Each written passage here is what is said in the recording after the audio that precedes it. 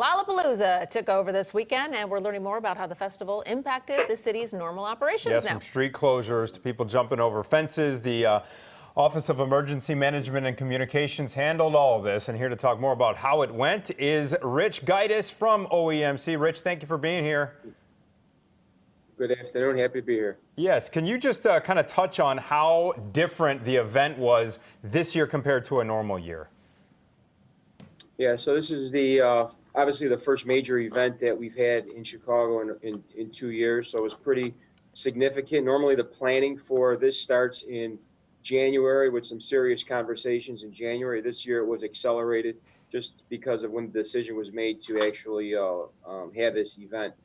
So just a lot of planning, but fortunately we had a lot of good people around the table who have been part of the planning for this in the past, which made it a lot easier. So it goes to the relationships that we've built with Lollapalooza over the last several years, since 2005.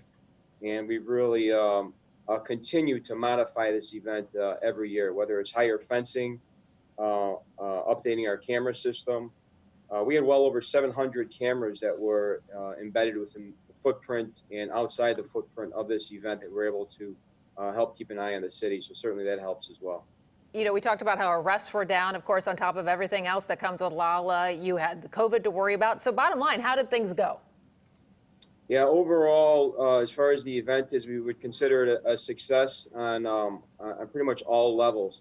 But, you know, it goes with that amount of what we would consider a success goes a lot of hard work and planning. And certainly the Chicago Police Department, Chicago Fire Department, and a lot of the OEMC personnel that was involved in that planning, as well as our business community and the hotels that were part of the packaging up this plan. Really a lot of hard work and effort really went into making this what we would call a success. For those concert goers who may still be lingering here in Chicago that were separated from a personal belonging, I understand the lost and found situation is a major operation on this Monday. What can you tell us about where people can go to get their lost stuff or online as well?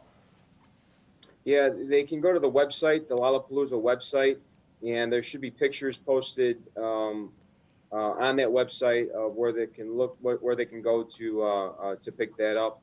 If it's not pictures, it'll just be a list of items that they found on site. I drove by, and a lot of the fences are still up. Obviously, the cleanup takes a while. You had those really high fences this year in some places. Right. We have heard reports of people jumping over the fences near Michigan Avenue and DeSable Lakeshore Drive. How was the crowd control this year?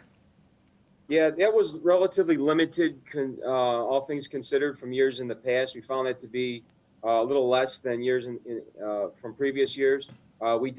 We did add about 3 feet to certain sections of the fence to try to discourage that from actually happening. We believe it worked because certainly you're looking at an opposing 12-foot fence. And really, even if somebody was able to get over one layer of fencing, there's also another layer of fencing embedded with multiple layers of security. So we don't want to encourage that. We don't want anybody to get hurt trying to get over that fence. It's a pretty heavy steel fence, and that's really the objective with that. Yeah, you know, as far as the street closures is, though, Columbus is anticipated to be opened up at probably around 8, 9 o'clock tonight.